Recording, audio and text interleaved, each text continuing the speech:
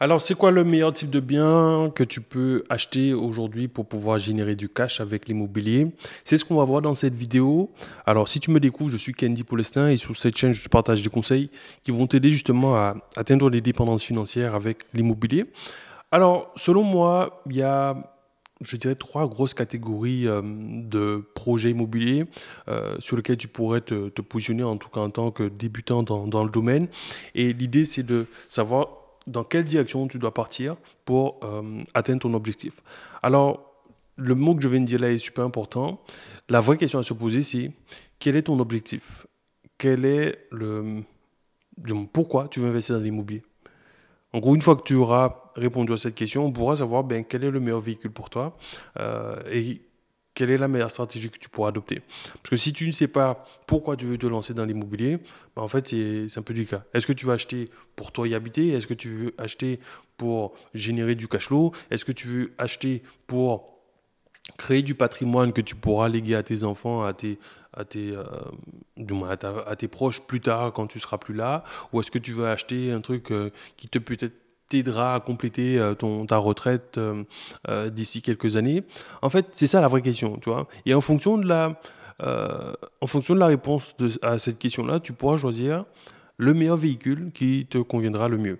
C'est un peu comme si tu me disais, OK, tu veux acheter un véhicule. OK, c'est pour faire quoi? C'est pour faire de la ville, c'est pour faire de l'autoroute, c'est pour rouler dans les champs, euh, c'est pour faire des courses. Tu vois, genre, en fonction de la réponse à la question, ben, tu sauras, OK, quel est le meilleur véhicule pour toi. Si tu me dis que tu veux faire de l'autoroute, ben, peut-être que une berline, du moins une berline sera peut-être plus adaptée ou un SUV ou un truc du genre sera plus adapté qu'une petite citadine qui est faite pour rouler en ville, tu vois. Si tu me dis, ouais, ben, tu as un gros champ et tu aimerais pouvoir aller nourrir tes bêtes avec ta voiture, ben, peut-être qu'un 4x4 serait plus adapté. Ben là, c'est la même chose.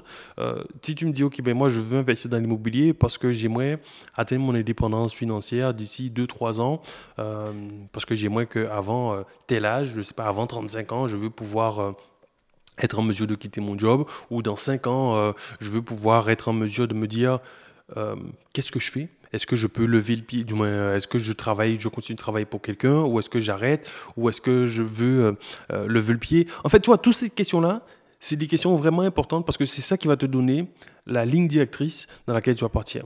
Personnellement, mon but, quand je me suis lancé dans l'immobilier, c'était d'atteindre mon indépendance financière. Moi, ce que je voulais, c'était être en mesure de pouvoir quitter mon job à l'âge de 35 ans en me disant, ben ok, à partir de 35 ans, je ne veux plus être salarié pour quelqu'un, toi. Je ne veux pas devoir me retrouver à travailler pour quelqu'un à partir de 35 ans.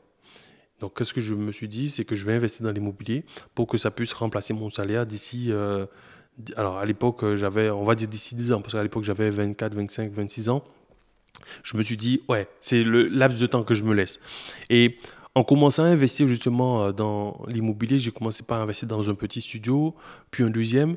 Et rapidement, en faisant le calcul, je me suis dit, mais attends, mais si là, avec ce véhicule que j'ai choisi, les petits studios, ça me génère peut-être 50, 100 euros de cash flow chaque mois, il faudra que j'en fasse presque une vingtaine pour que je puisse atteindre mon indépendance financière. Et si j'en fais un par an, allez, voire deux par an, ça va être juste. Du coup, j'ai compris que les studios là, c'était pas forcément la bonne stratégie pour moi.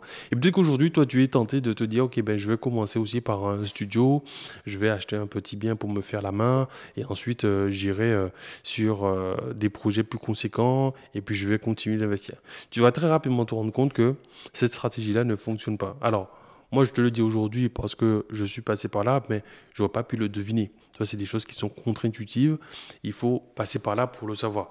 Donc, si tu me dis, OK, moi, Kenzie, mon objectif, c'est d'atteindre mon indépendance financière d'ici, allez, 3 4 5 ans, je veux limite remplacer mon salaire. Pas parce que je veux quitter mon job, mais parce que j'ai envie d'avoir une indépendance. Voilà. Me dire, je ne dépends pas simplement de mon patron si il me vire et je me retrouve à la rue. Non, je veux pouvoir être dans une situation où je vais travailler avec avec joie, avec plaisir, parce que je sais que du moins ce qu'on me paye là-bas, ça, ça me permet simplement ouais, de me rémunérer pour le job que je fais, mais j'y vais pas simplement parce que ça doit remplir mon frigo, tu vois. Et justement, aujourd'hui, moi, les personnes que j'accompagne, quand ils me disent, ben, Kenzie, moi, c'est ça mon objectif, ben, je leur dis, ben, le meilleur type de bien dans lequel tu peux investir pour atteindre cet objectif-là, c'est les immeubles de rapport.